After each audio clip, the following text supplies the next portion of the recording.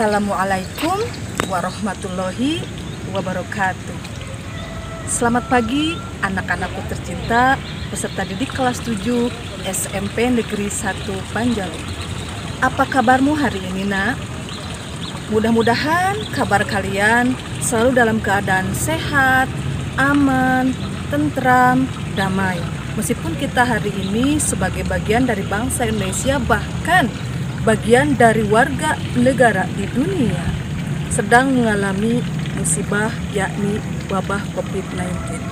Namun hal itu tidak menyurutkan bagi kita semua untuk tetap berkarya, khususnya saya sebagai pendidik, kalian sebagai peserta didik, untuk tetap melaksanakan pembelajaran, meski pembelajaran yang kita laksanakan adalah pembelajaran jarak jauh.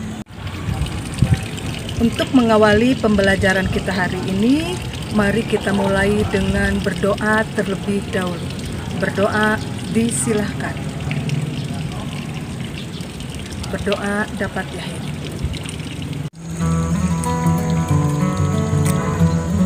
Anak-anakku yang ibu banggakan sekaligus yang berbahagia di rumah, hari ini masih bersama dengan Teti Hindasa di Kama Panesa, kelas Maya Panjalu Negeri 1.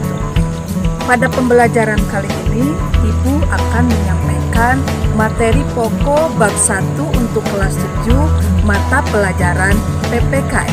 Adapun kompetensi dasar pada pembelajaran kali ini adalah kalian diharapkan bisa memahami proses perumusan dan penetapan Pancasila sebagai dasar negara. Sedangkan indikator pencapaian kompetensinya adalah kalian diharapkan mampu mendeskripsikan perumusan Pancasila sebagai dasar negara dalam sidang BPUPKI.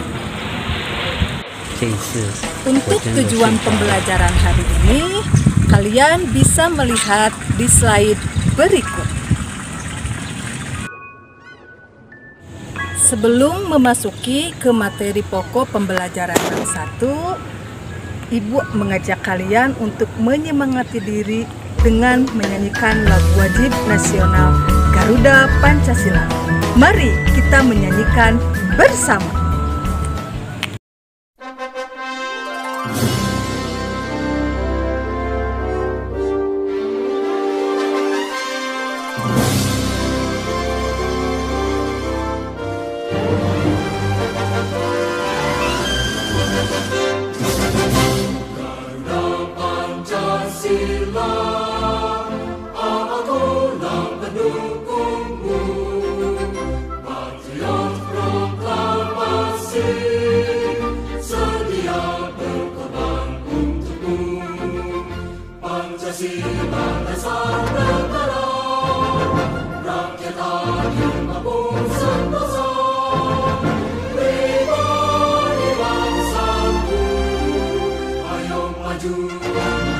Ayo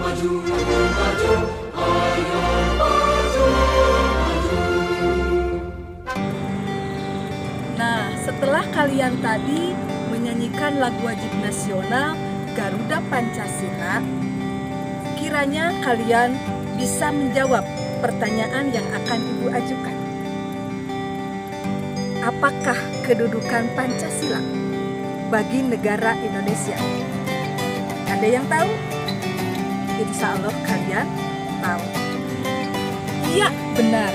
Jawaban kamu benar sekali anak-anakku, bahwa Pancasila di Negara Kesatuan Republik Indonesia memiliki fungsi sebagai dasar negara. Baiklah, Ibu akan menjelaskan tentang proses perumusan Pancasila sebagai dasar negara. Anak-anakku, proses perumusan Pancasila sebagai dasar negara diawali dengan pembentukan sebuah badan yang disebut BPUPKI.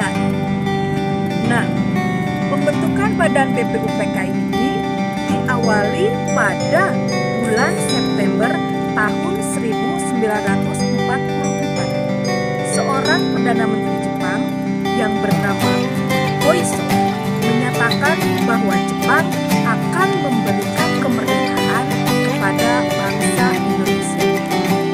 Selanjutnya, pada tanggal 1 Maret 1945, Jepang lewat pemerintahannya mengumumkan membentuk sebuah badan yang diberi nama Tokuritsu Shumi Ryosaka atau lebih dikenal dengan sebutan BPUPKI, kepanjangan dari Badan Penyelidik Usaha-usaha Persiapan Kemerdekaan Indonesia.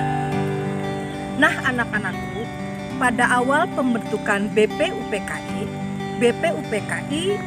memiliki seorang ketua yang bernama Dr. Raden Kanjeng Temunggung Rajiman Wedyo Diningrat. Beliau dibantu oleh 2 orang wakil ketua, satu yang berasal dari Jepang yang bernama Ichi Bangase Yoshio, dan yang kedua wakil ketua berasal dari Indonesia yang bernama Raden Panji Suroso. Nah, anak-anakku, pada pembentukan BPUPKI ini mengalami 2 kali masa sidang, mampu melaksanakan 2 kali sidang. Ada sidang yang pertama disebut dengan sidang resmi, dan sidang yang kedua disebut dengan sidang tidak resmi. Adapun sidang yang pertama dilaksanakan pada tanggal 29 Mei sampai dengan 1 Juni 1945. Sedangkan sidang BPUPKI yang kedua dilaksanakan mulai dari tanggal 10 sampai 16 Juli 1945. Nah, anak-anakku, pada awal pembentukan BPUPKI, jumlah anggota BPUPKI adalah 60 orang. Untuk lebih memahami sidang BPUPKI yang pertama dan yang kedua, kalian Ibu ajak untuk mencermatinya di slide berikut ini. Nah, anak-anakku, berikut Ibu jelaskan proses sidang BPUPKI yang pertama. Sidang BPUPKI yang pertama bertujuan untuk mempersiapkan kemerdekaan Indonesia. Sedangkan keanggotaan pada sidang ini terdiri dari 1 ketua dibantu oleh 2 wakil ketua, 1 dari Jepang dan 1 dari Indonesia. Sedangkan anggotanya terdiri dari 60 orang. Jumlah seluruh 63. Sedangkan waktu pelaksanaan sidang dilaksanakan pada tanggal 29 April sampai dengan 1 Juni 1945. Sidang BPUPKI yang pertama ini dilaksanakan di Gedung Pancasila atau dikenal dengan sebutan Chuo Sangiin. Sedangkan hasil sidang dari sidang yang pertama, anggota BPUPKI berhasil merumuskan rumusan dasar negara. Selanjutnya, proses sidang BPUPKI yang kedua. Di sidang BPUPKI yang kedua, tujuannya masih sama dengan sidang BPUPKI yang pertama, yakni mempersiapkan kemerdekaan Indonesia.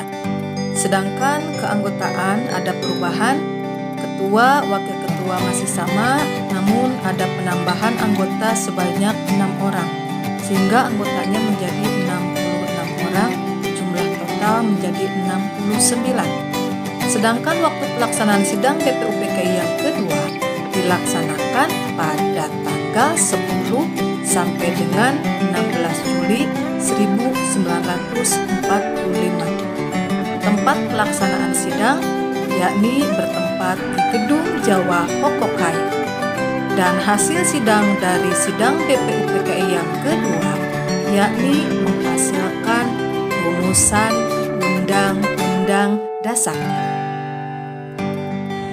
Demikian penyampaian materi pembelajaran perumusan Pancasila sebagai dasar negara yang dilaksanakan dalam sidang BPUPKI. Nah, dari pembelajaran yang Ibu sampaikan, kiranya kalian bisa membuat kesimpulan. Kesimpulan pembelajaran hari ini intinya bahwa perumusan Pancasila sebagai dasar negara diawali dengan adanya pembentukan BPUPKI dan BPUPKI mampu menyampaikan, mampu merumuskan rancangan dasar negara di sidang yang pertama. Baiklah anak-anakku, di akhir pembelajaran Ibu berharap mudah-mudahan apa yang Ibu sampaikan hari ini bisa memberikan manfaat untuk kita semua. Yang jelas Ibu berharap lewat pembelajaran proses perumusan Pancasila sebagai dasar negara, diharapkan kalian mampu menjadi sebagai generasi muda yang baik, yang unggul dalam proses pembentukan karakter dan pembentukan bangsa, atau lebih dikenal dengan sebutan nation and character building. Akhir kata, terima kasih atas perhatian dan kerjasamanya. Mudah-mudahan kalian tetap sehat, tetap semangat dalam belajar. Yang paling penting, jangan lupa taati protokol kesehatan.